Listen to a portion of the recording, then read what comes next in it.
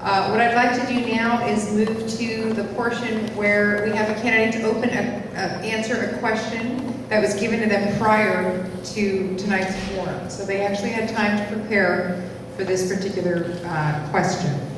And then when we're done with this, we'll move on to audience questions. Now this particular question deals with our threats to our region. And each candidate will have 2 minutes to answer in much the same fashion. Katie will warn them, and we will adhere strictly to our timelines. The question that the candidates were given is as follows. Californians repeatedly hear the term water crisis.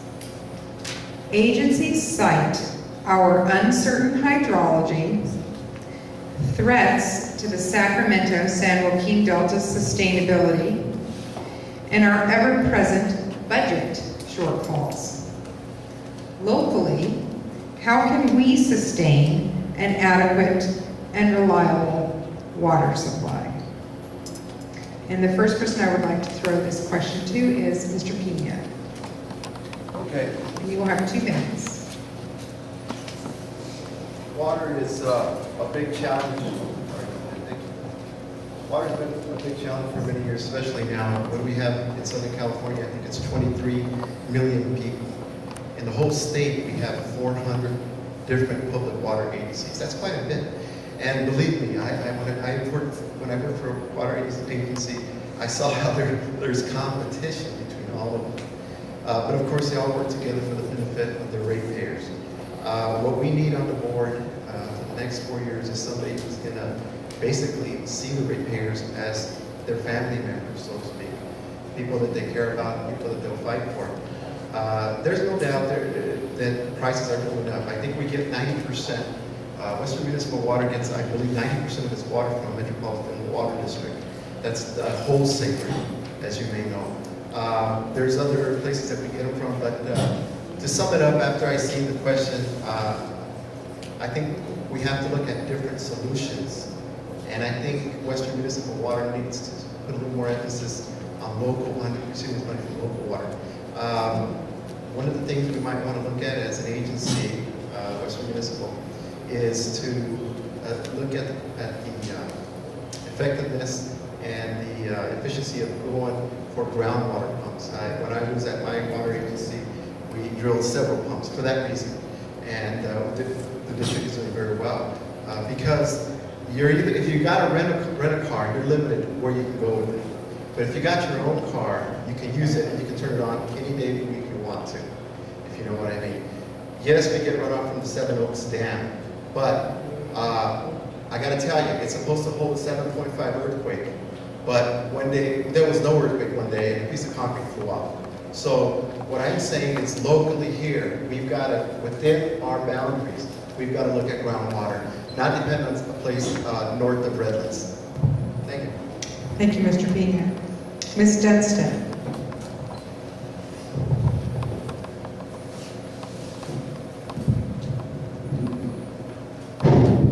Sorry, I wasn't sure if the button went up, sorry. Yes, we have been focusing a lot on reliability, and we realize that there is some challenges out there.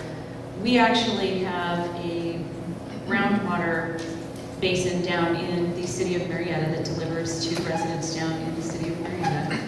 There are a number of challenges with those wells. The drought has affected the water table in the basin down there, the aquifer, and it's needing to be recharged, and it would be really great if we'd have a couple of years of real good rain.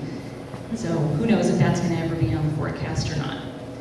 We have invested in a number of projects that have happened around the county. The Arlington desalter, the Chino desalter. We've recently, after an 18-year battle, have gotten a permit granted to us by the state to recover water runoff from the Seven Oaks Dam, which up to about 200,000 acre feet. More realistically, it's probably going to be about 20,000 acre feet that normally would just run out to the ocean. So we have now been granted a permit in order to capture that water and use it locally here to sustain our residents and our ratepayers. We've also invested in exchange agreements. We're storing water in the Bunker Basin with other agencies that do have a surplus. We have gotten into conjunctive use with other agencies to do transfers that would benefit us and them. We've also invested in our Western Riverside recycling plant that is going to be delivering recycled water to a number of facilities. So Western has taken its time to try to do these viable projects around the county in order to sustain. We're always looking for more. We're always looking to improve. We're always looking to do better. Thank you. Thank you. Mr. Evans. Thank you. Excuse me, thank you. Yes, local residents do hear a lot about this continuing water crisis. And we do have to be careful that we don't keep saying it to the point where people begin to disbelieve it.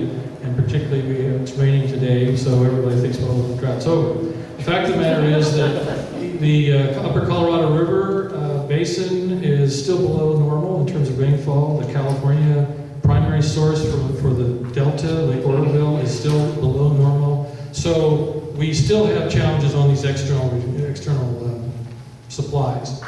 In January of this year, the governor signed a bill that requires everybody to reduce their water use by 20% by the year 2020. So working with customers to help them achieve that objective, now state law, is something that, as I mentioned, we've provided over $8 million in rebates since 2007. We need to continue to work effectively with customers to help reduce particularly outside watering, because people are, it's estimated they put about 30, maybe 40% more water externally than they need to, and that produces runoff, which means you've got pesticides, fertilizers running into the rivers and streams in the area. So by being more efficient, they save money, reduce the runoff, and so working effectively in that area is very important. And finally, the use of reclaimed water. As Brenda said, we've invested $57 million in a water reclamation facility up by the March or National Cemetery. That now is available, will make available 3 million gallons a day of reclaimed water, which can be used for irrigation that would have otherwise used drinking water. So that use of reclaimed water and then putting that into the ground for storage for later and bringing it back is another tool that we have and a major emphasis that we have to pursue so that we're not totally dependent on the Delta and the Colorado River. Thank you. Mr. Hahn.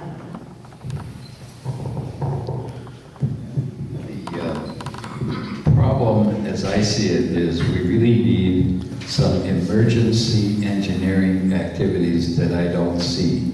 I've been going to the board for the last few months and nothing came up on that. But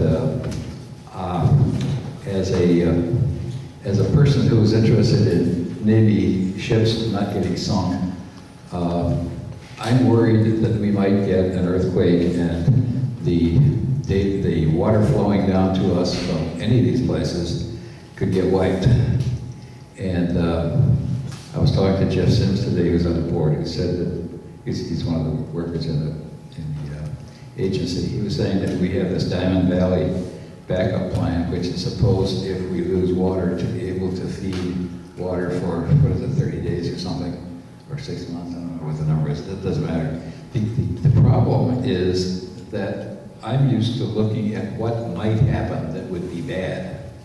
And it seems to me we've got a lot of work to do to figure out how to keep ourselves from getting in trouble. And I think the idea of reclaimed water is really nice, but you have to have a whole different, separate water distribution system for that water because you can't drink it.